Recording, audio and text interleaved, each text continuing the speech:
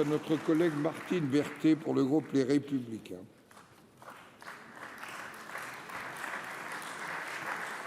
Président, mes chers collègues, ma question s'adresse à Madame la ministre Pompili. Je regrette son absence car la colère gronde chez les éleveurs. Depuis quelques semaines, ils interpellent de nouveau, manifestent, proposent, essayent en vain d'être entendus car ils sont sûrs d'une chose. Ils ne pourront refaire une saison comme celle qu'ils viennent de vivre, aux attaques de loups incessantes sur des territoires de plus en plus étendus. Cette année, au-delà des habituels brebis et chèvres, ce sont déjà une centaine de vaches et de veaux qui ont été victimes du prédateur dans mon seul département, ainsi que des chevaux, ânes et chiens. Et que dire quand ces agriculteurs n'ont pas d'autre choix que d'achever eux-mêmes le travail du loup sur des animaux qu'ils ont élevés avec soin? Est-ce du bien-être animal? Est-ce du bien-être au travail?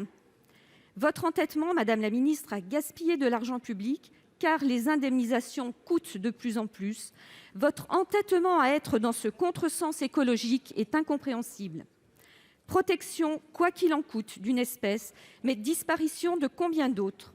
Il n'y a plus un seul mouflon en Haute-Maurienne depuis que les loups s'y sont installés. Et que dire de la flore surpiétinée dans les enclos de nuit? Loi climat et résilience qui favorise le consommer local et durable, ce que nous voulons, et en même temps, vous empêchez nos éleveurs de produire laitages et viandes. Leurs demandes sont simples, un comptage contradictoire, la responsabilité en justice de l'État pour les chiens qui leur sont imposés et des autorisations de tir de défense simples, systématiques, en ZPP.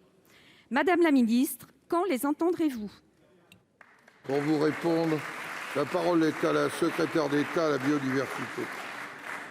Merci, Monsieur le Président, Mesdames, Messieurs les sénateurs, Madame la sénatrice Berthet, vous m'interpellez avec la ministre Pompili et sachez que nous sommes pleinement mobilisés sur ces questions au quotidien, sur cet équilibre entre la préservation d'une espèce qui est strictement protégée, vous le savez, au titre de la Convention de Berne et de la Directive européenne Habitat Faune-Flore, et les activités pastorales qui sont bien évidemment tout à fait indispensables à la vitalité de nos territoires.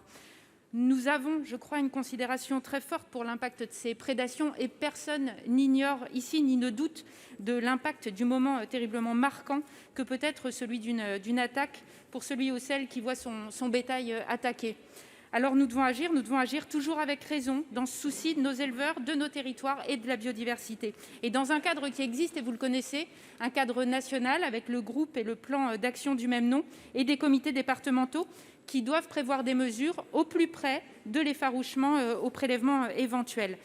Ces mesures, elles doivent être effectivement des réponses adaptées, rapides et territorialisées. Et nous y travaillons parce que le comportement des prédateurs, la topographie des territoires ou encore le type d'élevage sont extrêmement variables. Il nous faut donc un dispositif qui soit le plus agile et le plus adapté au bon moment.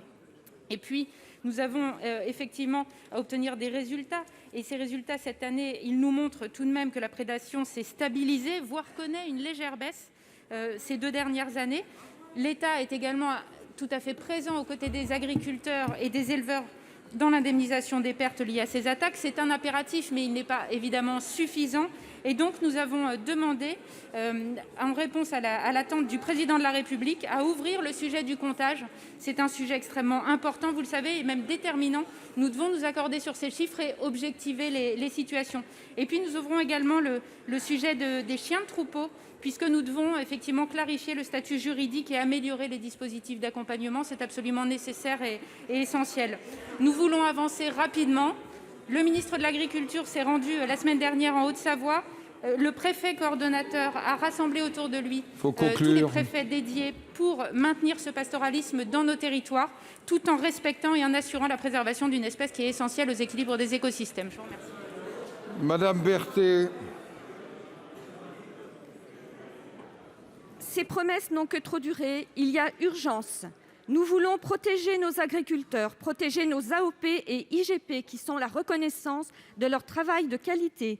Nous voulons protéger nos paysages pour la sécurité de nos concitoyens et le maintien de notre économie touristique. Nous voulons protéger l'ensemble de notre biodiversité et non pas une seule espèce qui compte plus à vos yeux que la détresse de nos éleveurs et de leurs familles.